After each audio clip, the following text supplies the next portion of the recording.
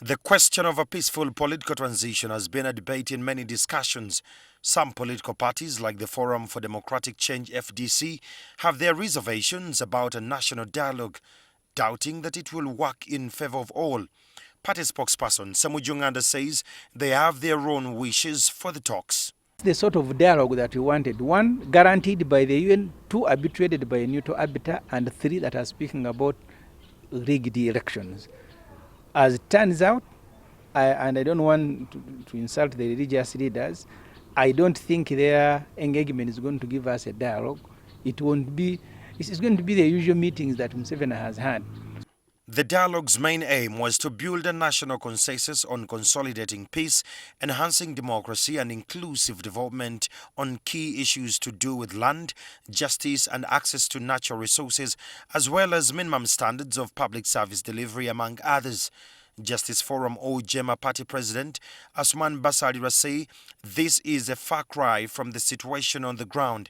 The first step should be creating a legal and institutional framework for dialogue, which we all agree upon and which the country understands, so that we know where the funds are going to come from, who is going to chair, who is going to mediate, how are we going to implement the results of the dialogue. Currently, there are two sides of the same coin. Those who feel things in the country are working smoothly with the economy doing well, and the other side which feels that life is hard and that everything is going downhill.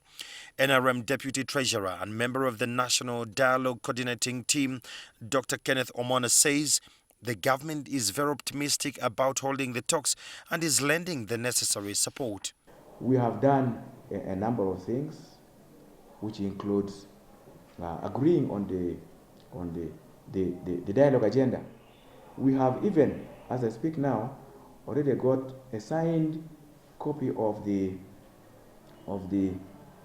joint communique. Mr. Museveni assumes that he owns the dialogue process, that he will fund it. But you see, even if he talks about funding, it cannot be his money. So we need a legal and institutional framework that goes through Parliament, that explains and determines the parameters of the dialogue, the funding, the guarantors, and how the outcome of the dialogue will be implemented.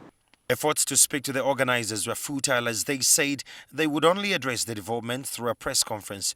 Apart from regional consultations with members of the public, the coordinating team have had a series of meetings. Andrew Kyamagero, NTV News.